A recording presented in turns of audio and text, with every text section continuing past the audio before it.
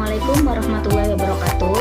Bertemu lagi dengan Dunia dalam pembelajaran matematika peminatan kelas 12. Kali ini kita akan belajar turunan fungsi trigonometri dengan subpokok bahasan titik stasioner dari fungsi trigonometri yang merupakan kelanjutan dari materi sebelumnya, yaitu tentang fungsi naik dan fungsi turun.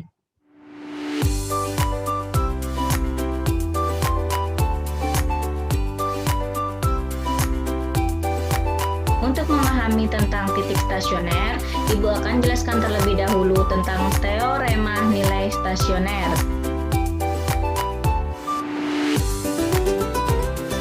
Jika fungsi Y sama dengan fx diferensiabel di X sama dengan A, dengan f aksen A sama dengan 0, maka FA adalah nilai stasioner dari fungsi fx di X sama dengan A. Agar lebih jelas, Ibu kasih gambarannya seperti ini. Nilai stasioner fungsi Y sama dengan fx itu akan tercapai pada saat f aksen X sama dengan 0. Jadi, untuk menentukan nilai dari stasioner, kita harus tentukan dulu f aksen X-nya sama dengan 0. Dari f aksen X sama dengan 0 akan kita dapatkan nilai X, kita misalkan nilai X-nya itu adalah A. Dari X sama dengan A, ini kita masukkan ke Y sama dengan fx. Sehingga jadi Y sama dengan FA. Berarti didapatlah sebuah titik, yaitu titik A, FA. Nah, titik A, FA inilah yang disebut dengan titik stasioner. Sedangkan jika ditanyakan adalah nilai stasionernya, itu adalah FA.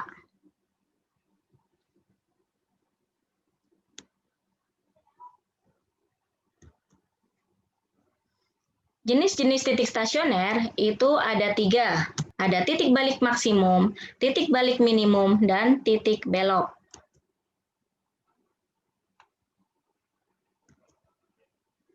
Untuk mengetahui jenis dari titik stasioner, dapat kita lakukan dengan 2 cara. Bisa dengan menggunakan uji turunan pertama atau menggunakan f aksen X. Dapat juga menggunakan uji turunan kedua atau menggunakan f double aksen X. Sekarang kita akan bahas yang menggunakan uji turunan pertama. Jika diketahui sebuah fungsi Y sama dengan fx, maka langkah pertama yang kita tentukan itu adalah f aksen X sama dengan 0. Karena untuk mencari nilai stasioner, tadi syaratnya adalah f aksen X harus sama dengan 0. Dari f aksen X sama dengan 0, kita dapat nilai X-nya itu sama dengan A. Dari X sama dengan A itu, kita dapatkan sebuah titik, yaitu titik A, FA. Titik A, FA itu dikatakan merupakan titik minimum jika f aksen X-nya kurang dari 0 untuk X kurang dari A. Dan f aksen X-nya lebih dari 0 untuk X lebih dari A. Untuk lebih jelasnya seperti ini. Jika sudah didapatkan nilai X sama dengan A, maka kalian letakkan X sama dengan A itu pada sebuah garis bilangan. Misalkan di sini. Kemudian ambil sebuah X yang kurang dari A, misalkan di sebelah sini kurang dari A, kemudian dimasukkan ke f aksen. Jika f aksennya nanti hasilnya adalah negatif, sedangkan untuk X yang lebih dari A dimasukkan ke f aksen, hasilnya adalah lebih dari 0 atau positif, ini negatif, ini positif. Kalau negatif itu berarti fungsi turun, positif berarti fungsi naik. Setelah turun, kemudian naik. Maka titik A, FA di sini itu disebut dengan titik minimum. Kemungkinan yang kedua adalah titik maksimum. Bagaimana jika titik A, FA itu dikatakan maksimum? Caranya adalah dengan meletakkan X sama dengan A itu pada sebuah garis bilangan. Kita misalkan di sebelah sini. Kemudian ambil sebuah X kurang dari A dan lebih dari A. Ketika X yang kurang dari A, dan kalian masukkan ke f aksen, ternyata hasilnya lebih dari 0 atau positif, dan untuk X-nya yang lebih dari A dimasukkan hasilnya F aksen X-nya kurang dari 0 atau negatif, maka yang terjadi adalah naik, kemudian turun. Jadi terbentuklah titik maksimum di sebelah sini ya. Untuk kemungkinan yang ketiga, itu adalah titik A, FA disebut dengan titik belok. Jika bagaimana dikatakan titik belok? Nah, kalau pada gambarnya akan terlihat seperti ini, titik belok ada dua macam, ada titik belok positif, ada titik belok negatif. Titik belok positif itu terjadi jika kurvanya naik, dilanjutkan kemudian naik lagi. Sedangkan titik belok negatif itu jika kurvanya turun, kemudian turun lagi. Nah, bagaimana untuk tahu dia naik atau kemudian naik lagi? Dengan cara meletakkan titik A itu pada garis bilangan. Selanjutnya, ambil sebuah nilai X yang kurang dari A dan lebih dari A. Kemudian, X tersebut dimasukkan ke F aksen X. Jika yang pertama, F aksen X-nya lebih dari 0 atau positif, yang di sini kita uji ke F aksen dan hasilnya positif lagi, maka yang terjadi itu adalah titik belok positif.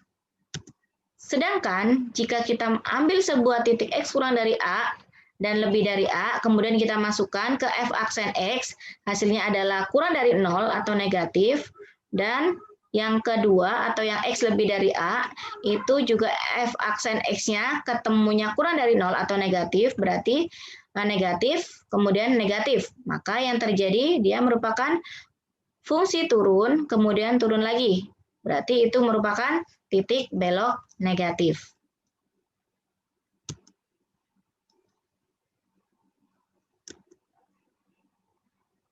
Selanjutnya, Ibu akan jelaskan tentang uji turunan kedua.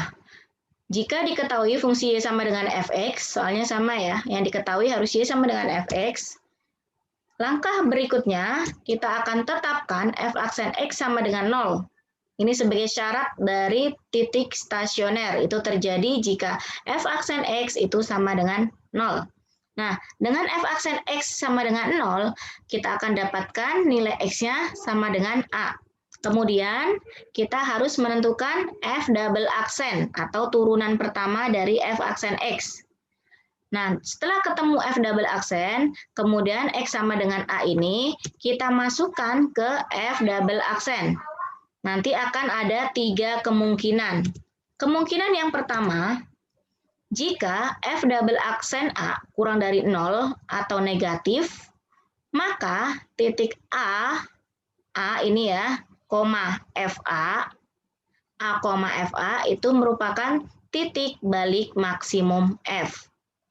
Kemungkinan yang kedua, jika F double aksen A-nya itu adalah lebih dari 0 atau positif, maka titik A, FA itu disebut dengan titik balik minimum F. Kemungkinan yang ketiga adalah F double aksen A-nya sama dengan 0, maka titik A, FA itu disebut dengan titik belok F.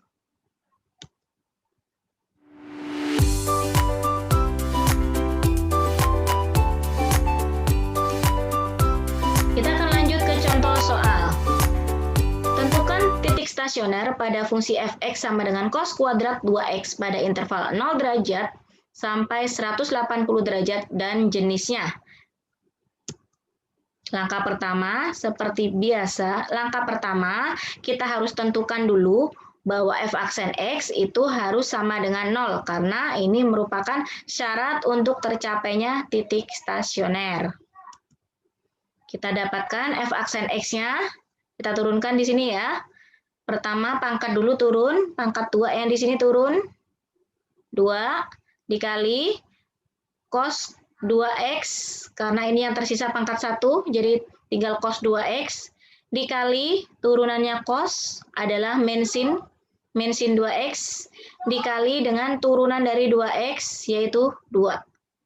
Kalau kita sederhanakan, menjadi min 2 sin 4x, karena 2 cos x sin 2x itu merupakan sin 4x, berarti masih ada min sama 2, jadi min 2 sin 4x. Nah, dari persamaan ini didapat bahwa sin 4X berarti sama dengan 0. Selanjutnya, akan kita selesaikan dengan menggunakan persamaan sinus, di mana sin 4X itu sama dengan sin 0, karena 0 di sini itu merupakan hasil dari sin 0. Kemungkinan yang pertama, 4X sama dengan 0 plus K kali 360 derajat.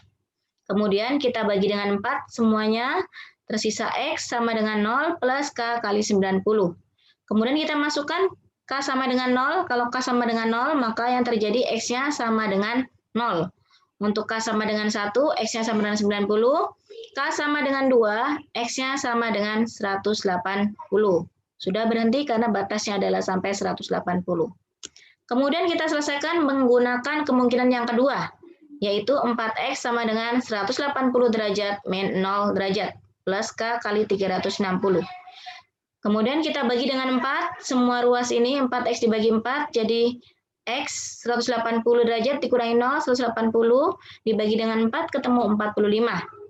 Plus K kali 90. Kemudian kita masukkan K sama dengan 0. K-nya 0, berarti X-nya sama dengan 45. K-nya 1, X-nya sama dengan 135. K-nya 2 sudah tidak memenuhi. Nah, sekarang kita dapatkan nilai X-nya itu ada 5. Ada 0, 90, 180, 45, dan 135. Dari kelima nilai X ini, kita akan letakkan pada sebuah garis bilangan. Selanjutnya, setelah kita dapatkan nilai X-nya tersebut, kita pasangkan nilai X-nya pada sebuah garis bilangan. Jadi 0, 0 derajat, 45 derajat, 90 derajat, 135 derajat, 180 derajat.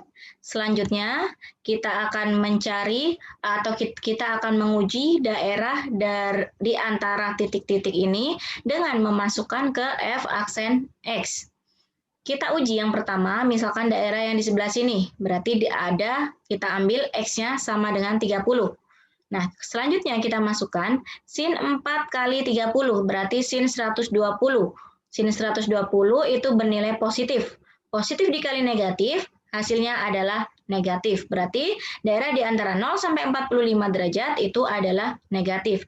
Dengan cara yang sama, kita akan menentukan daerah yang di sebelah sini, ini, dan ini. Didapatkan, ini adalah positif, negatif, dan positif.